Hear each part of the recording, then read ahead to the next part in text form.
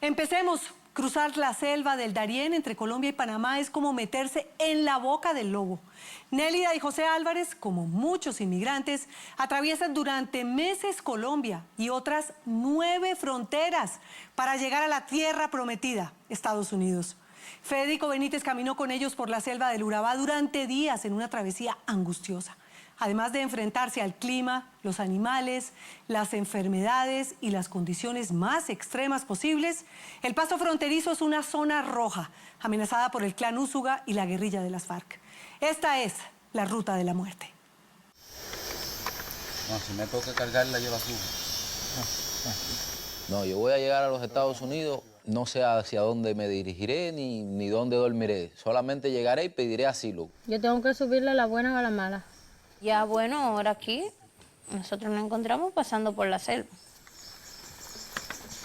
Nélida Nápoles y José Álvarez son cubanos. Él es periodista y ella médica. Están cruzando de manera ilegal fronteras por América para llegar a los Estados Unidos a cumplir sus sueños. En Estados Unidos al menos quisiera tener una casa, un trabajo. Son esposos hace 3 años y se prometieron estar juntos en las buenas y en las malas. Hoy, cuando las fuerzas ya no les dan más, mientras escalan una montaña en el Darién colombiano, una de las selvas más agrestes del mundo, No va a desmayar. se acuerdan de su pacto, se agarran fuerte de la mano y siguen. No los vence el cansancio ni los desmayos que les producen estar cruzando hacia Panamá por una frontera que devora almas. El cruce por la selva es un poco peligroso ya que existen paramilitares. Una experiencia que me ha conmovido es el cruce de mi esposa, cómo ha tenido que enfrentarse a la selva. Es una cosa que me da miedo. Siento miedo no por mí, sino por ella. Los acompañamos en parte de su travesía. Solo se podía grabar cuando estuvieran bien adentro de la selva, para que nadie sospechara lo que ellos estaban haciendo. Llegar a Estados Unidos es lo único que está en sus cabezas. No les importa que lo tengan que hacer por aire, mar o por tierra. Mientras cruzan la parte final de Colombia, ya no tienen ni un centavo en sus bolsillos, a pesar de haber salido de Cuba con $3.000 que les prestó un amigo. Por eso lo hacen a pie. Yo no contaba con el dinero suficiente para llegar a los Estados Unidos. Dije, llego a Panamá, me posiciono, veo cómo consigo un trabajo y cuando levante una plata seguiré.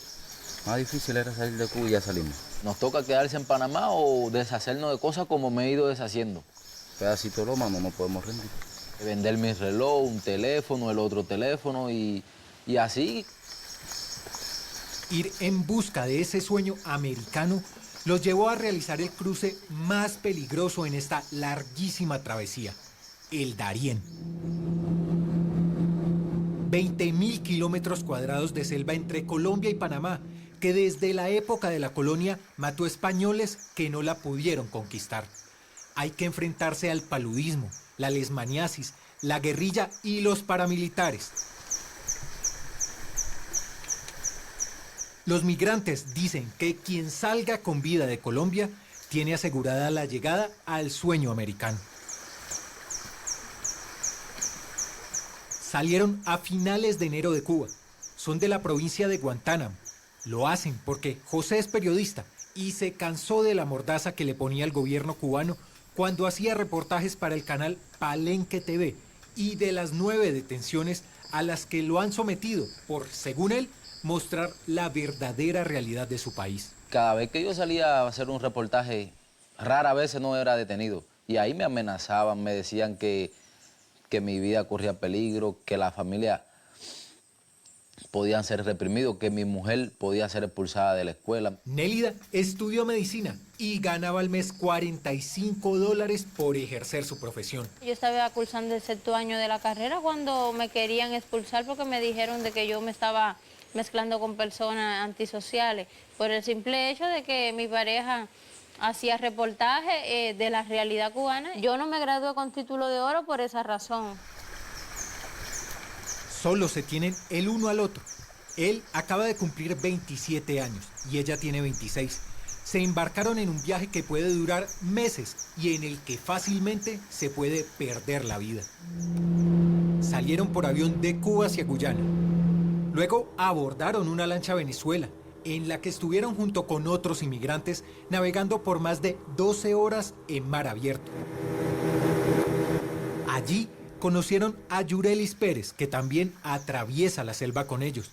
Es otra cubana que dejó a su pequeño hijo en su país para poder ella viajar a Estados Unidos. Yo tengo un niño de 10 años y para poder salir de Cuba tuve que vender mi casa, desacomodar a mi niño.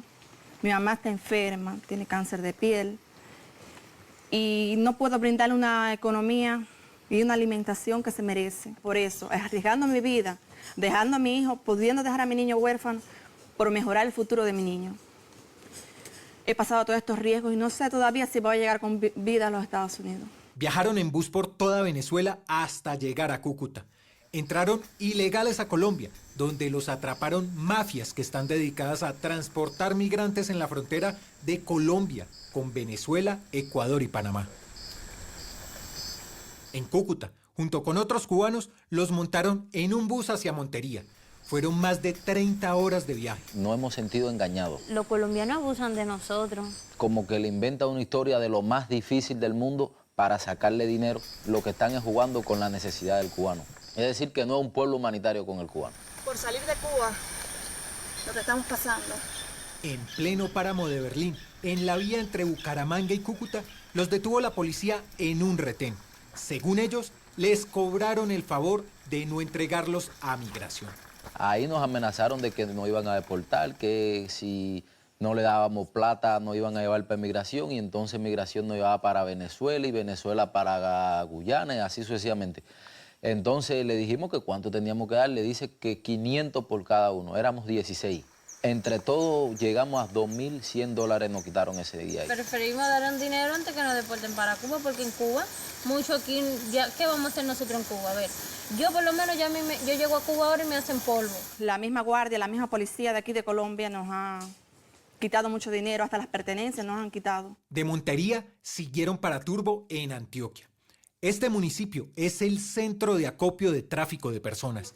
Los escondieron 4 días en una casa antes de meterlos, hacinados junto con otros 50 migrantes de África y Asia, en un bote para cruzar el Golfo de Urabá.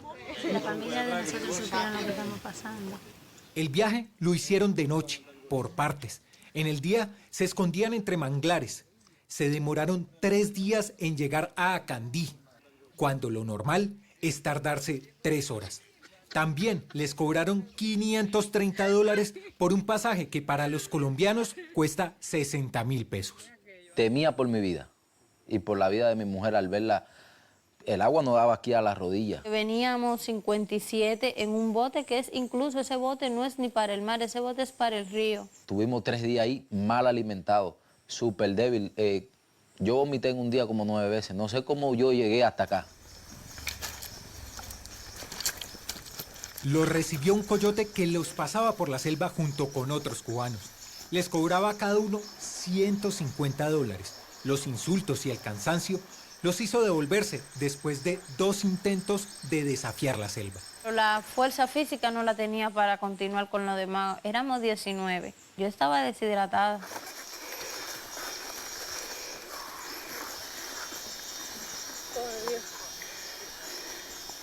¿Es un ratico? Sí, pero si no, espérate. No es que yo no quisiera subir. Es que siento como que me voy a desmayar. Quedaron atrapados en Colombia y solo podrían pasar hacia Panamá por sus propios medios. Ya por lo menos yo he intentado ya con esta 3 veces y no he podido. No he podido porque las 2 veces anteriores me desmayo, me tuvieron que poner el suero y todo por deshidratación. En el Golfo de Urabá se trafica cocaína, armas y migrantes. Los Úsuga manejan todo lo ilícito de esta región. Por esos días prohibieron el paso de cubanos por la zona. La ruta quedó cerrada hasta nueva orden. Quien moviera a alguien de manera ilegal hacia Panamá asumiría las consecuencias. Los matan y entonces todo el mundo tiene miedo a pasarnos por lancha y entonces lo que queda es pasar por la selva. Con la ignorancia de quienes solo van de paso por Colombia y desconociendo el poder de estos grupos criminales, José, Nélida y Yurelis decidieron embarcarse a explorar ellos solos la selva. Campesinos de la zona les ayudaron a cruzar parte de la selva, arriesgándose a ser asesinados por los grupos armados. El calor y la humedad deshidratan a cualquiera en pocos minutos, mermando las fuerzas.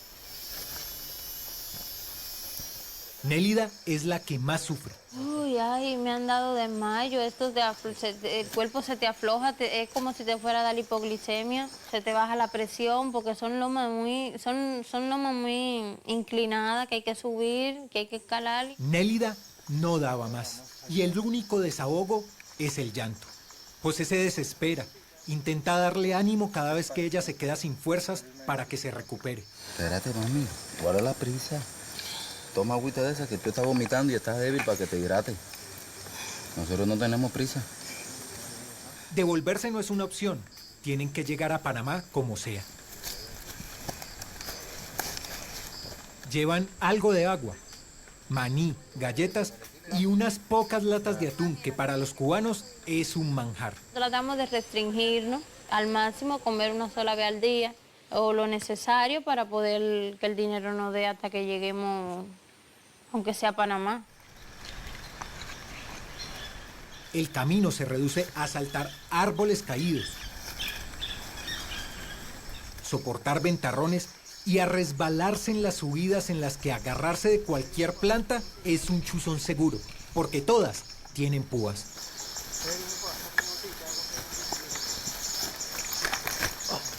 Es una selva devoradora en la que la luz no se ve porque está llena de árboles de 20 y 30 metros de altura que impiden también la visibilidad. Es un peligro que uno está corriendo aquí, un riesgo que si te caes por un barranco y te mata, nunca más, si te desmayas, nadie puede pararte, nadie puede hacer nada por ti. He subido lomas que he pensado que no voy a llegar a la cima. No existe camino. La neblina en la cima de la montaña hace que cualquiera se sienta atrapado en una cárcel. Las chicharras hacen un ruido ensordecedor y la orientación es un golpe de suerte que hay que jugarse con cada paso que se da. Ya hoy no llegamos ya. No. No. No es posible seguir. Hay que armar una carpa que por suerte nosotros habíamos llevado. Nos tocó dormir en el medio de la selva porque como ya no estaba cogiendo la noche, ahora lo que viene bajada es muy peligroso para nosotros, ¿sí me entiendes? A eso de las 5 de la tarde, cuando en la mitad de la selva ya todo está oscuro y solo se escucha el intimidante ruido de los animales nocturnos, el cansancio vence a Nélida y a José. Van cayendo dormidos en medio de una torrencial lluvia y de ventarrones que tumban árboles. Por su cabeza no se les pasa que por acá hay jaguares, pumas y serpientes venenosas como la talla X, que podrían acabar con su sueño americano. Bueno, vamos a ver si llegamos porque lo que nos espera todavía es algo muy difícil. Amanece. Arreglan el maletín con lo poco que les queda. Es más grande su ilusión de llegar a Estados Unidos que lo que cargan en sus bolsos. Hasta ahí los acompañamos. Vemos poco a poco cómo se los traga la selva. Los dejamos con la promesa de vernos días después en Puerto Valdía, un pueblo panameño incrustado en el Darién al que llegan todos los cubanos que pasan por Colombia con destino a Estados Unidos. No tenemos la certeza de volverlos a ver. Se pueden quedar para siempre en la selva y nadie en este mundo sabrá qué pasó con ellos, como ha ocurrido con muchos migrantes.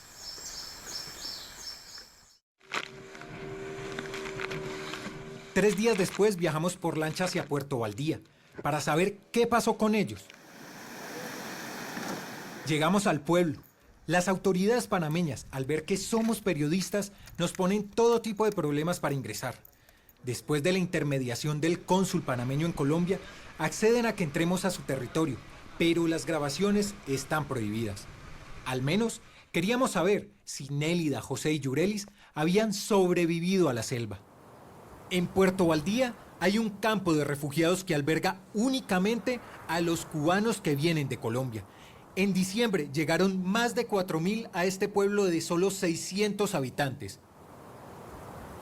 El gobierno tuvo que adecuar carpas y colchonetas porque el pueblo colapsó. Preguntamos por Nélida y José, pero nadie nos da razón de ellos. Estábamos a punto de devolvernos cuando de repente aparecen de la nada.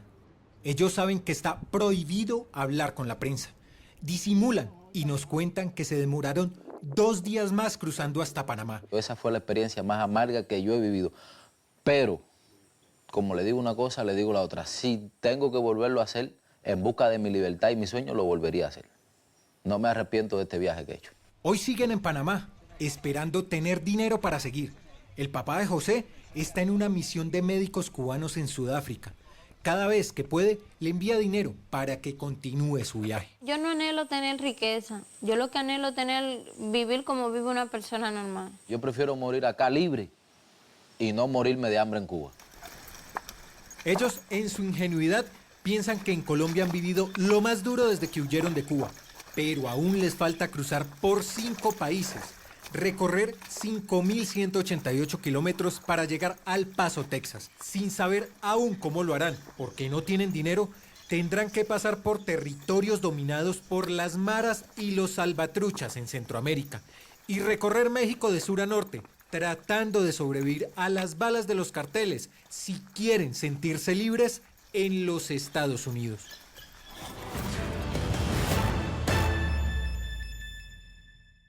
El 10 de enero en el Golfo de Urabá, una embarcación que transportaba 24 inmigrantes hacia Panamá naufragó. A 13 se los devoró el mar.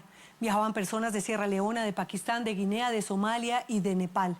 Según datos de Migración Colombia, 8.855 extranjeros sin documentos fueron detectados el año pasado en todo el territorio nacional.